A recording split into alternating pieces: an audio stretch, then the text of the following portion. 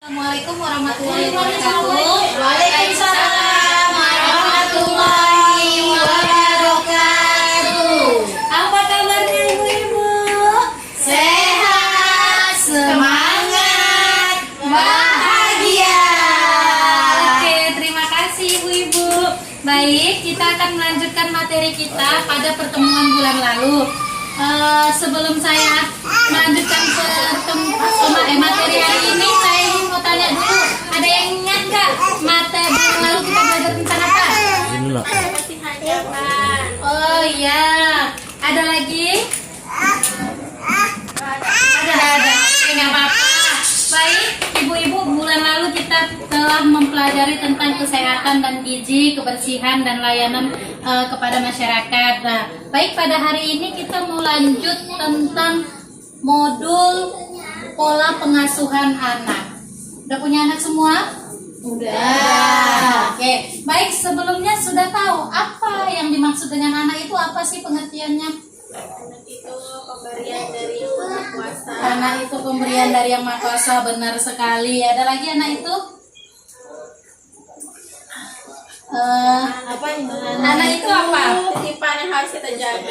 Iya, titipan, benar sekali.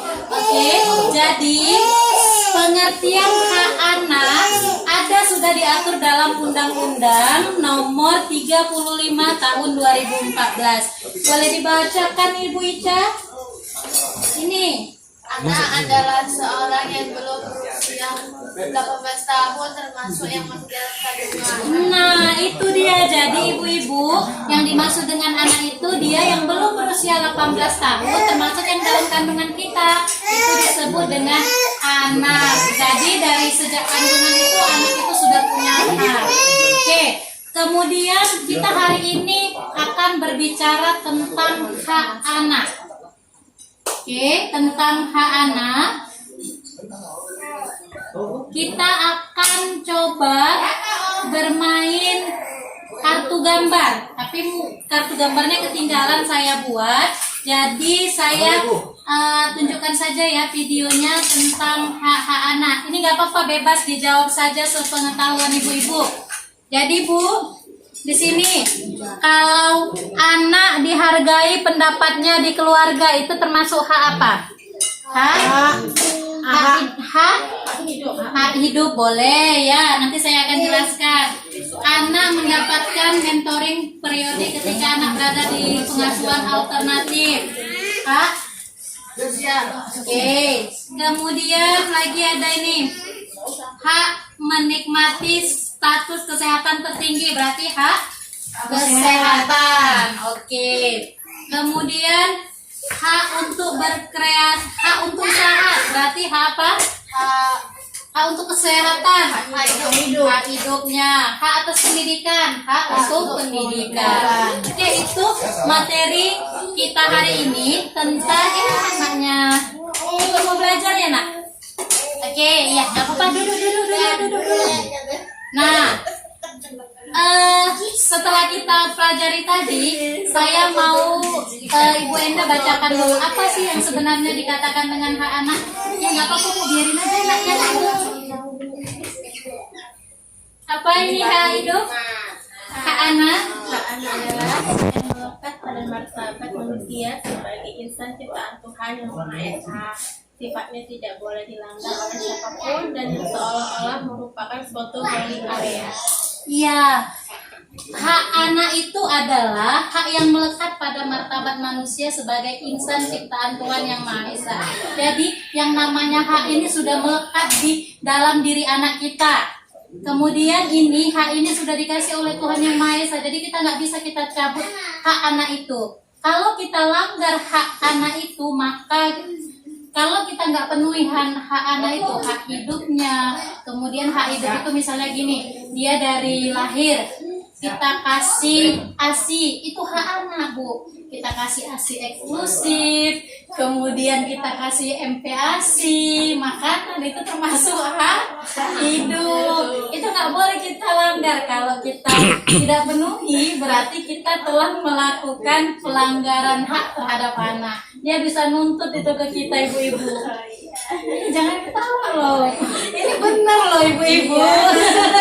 Baru orang tua tidak mampu maka hak ini akan diambil oleh negara. Makanya kan ada pasal 34 hak dan anak fakir miskin itu akan dipelihara oleh negara kalau orang tuanya nggak sanggup memenuhi kebutuhannya gitu. Jadi hak dia untuk bermain itu hak anak yang harus kita berikan. Kemudian apalagi haknya? Sekolah hak anak nggak? Ya. Itu hak anak. Jadi orang tua nggak boleh nggak nyekolahkan anak. Kemudian kalau anaknya mau kita kasih buatkan kartu identitas itu haknya nggak?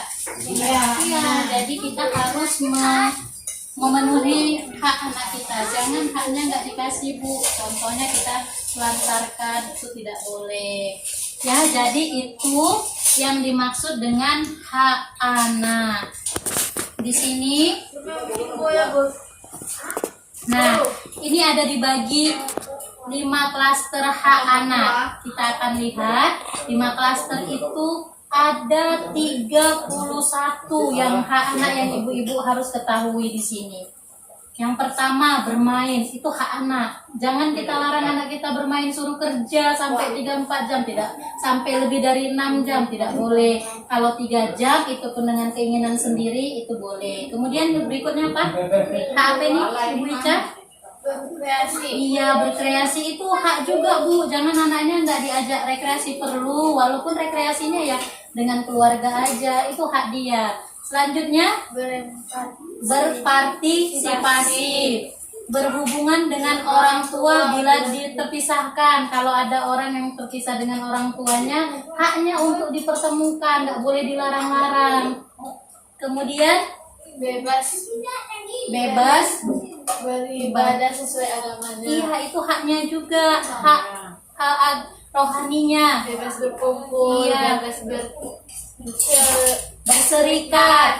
hidup dengan orang tua, kelangsungan hidup tubuh agar dan berkembang, nama, identitas, Nah, ini hak anak. Anak itu berhak dapat nama, dekat identitas. Kita kasih buatkan kartu identitasnya, kemudian kita kasih jaminan kesehatannya. Itu termasuk hak anak yang harus kita penuhi. Kalau nggak kita penuhi berarti kita telah melanggar haknya. Ada hukumannya, ada sanksinya kalau hak itu nggak kita penuhi. Kemudian terkait dengan perlindungan, ada hak anak itu dilindungi dari pribadinya, penangkapan wewenang-wewenang, dari perampasan kebebasan, dan khusus dalam situasi penting dan darurat, masih sebagai fungsi orang tergusur, khusus dalam konflik senjata atau konflik sosial. Iya, itu ibu-ibu. Jadi ketika ada perang, ketika ada konflik, ketika ada masalah, hak anak itu adalah apa? Dilindungi oleh negara. Itu hak anak. Jadi kita harus memberikan hak itu kepada anak kita. Di sini ibu-ibu ada yang ingin dipertanyakan? Tidak. Udah paham dengan penjelasan saya? Baik, di sini saya ingin menegaskan ibu-ibu bahwa hak anak merupakan kebutuhan anak baik fisik, psikis maupun sosial yang wajib dipenuhi oleh orang tua yang diberi tanggung jawab atau kuasa. Jadi fisik seperti tadi menyusu, kemudian sekolah dan lainnya itu harus dipenuhi. Jika orang tua atau orang dewasa tidak melaksanakan kewajibannya, maka dia telah melanggar undang-undang. Itu akan ada hukumannya ibu-ibu. Jadi kalau ibu-ibu menemukan ada tetangga yang suka mukuli anaknya, kemudian anaknya nggak dikasih makan, ditelantarkan dan lain sebagainya, silakan dilaporkan. Ada lembaganya yang akan bertugas untuk itu.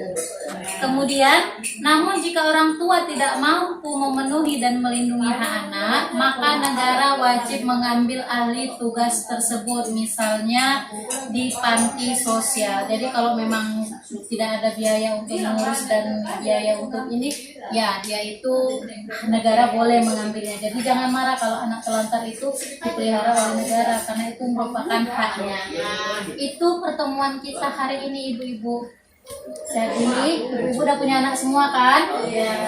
Penuhi hak-hak anak kita. Jangan kita tuntut saja anak kita, tapi kita harus berikan juga haknya. Terutama itu bermain, belajar itu haknya. Jangan kita ambil haknya itu, kita rampas haknya. Oke? Mungkin itu ibu-ibu kayaknya terlalu serius ya. Kita apa ya, tepuk semangat tahu nggak? Mana? Tepuk semangat.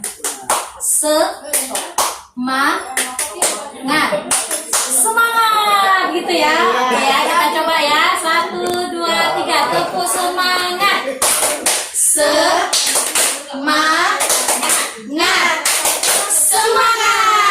Oke, baik ibu-ibu, itu materi saya hari ini. Kita jumpa lagi di minggu depan. Yang paling penting adalah diamalkan, dipraktekkan. Oke, kita lanjut lagi minggu depan di rumah Bu Yani. Itu saja, saya akhiri. Assalamualaikum warahmatullahi wabarakatuh. Waalaikumsalam warahmatullahi wabarakatuh.